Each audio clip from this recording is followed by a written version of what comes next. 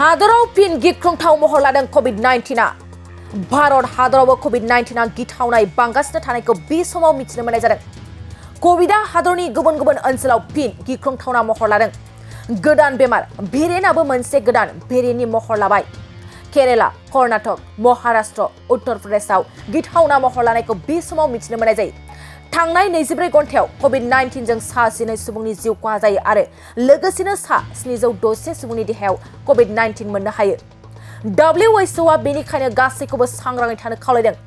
बावैसो हादरनि गुबुन गुबुन रायजोफोराव कोविडनि सायाव नेमखान्थि फोसावनायखौबो मिथिनो मोननाय जादों।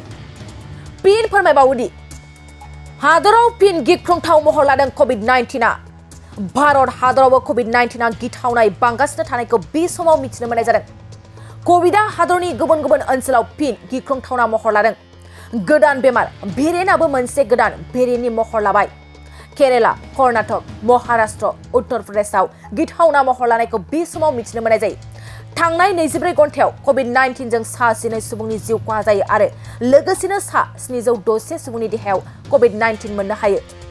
WHOआ बेनिखायनो गासैखौबो सांग्राङै थानो खावलायदों। बावैसो हादरनि गुबुन गुबुन रायजोफोराव कोविडनि सायाव नेमखान्थि फोसावनायखौबो मिथिनो मोननाय जादों।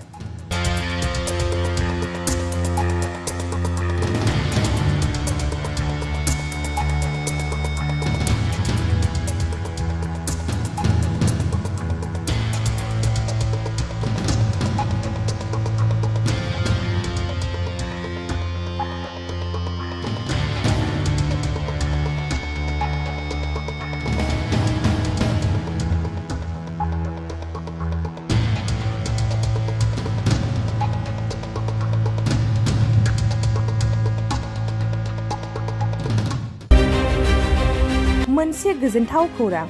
क'क्राझार सहरनि जेडी र'डजों नांजाबनाय सुदेमपुरी गांजिमा बाजाराव थानाय आइ आफा मेडलाइफ BM हस्पिटालाव बेराम सोखानो हानायनि गोबां खाबु दं।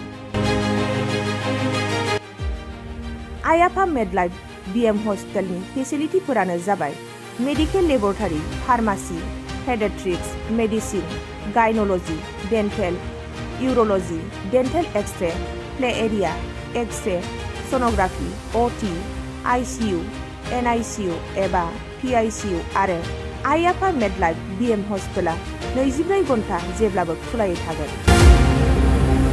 लांलाय लाबोनायनि एम्बुलेन्सआबो मोजाङै सार्भिस थागोन।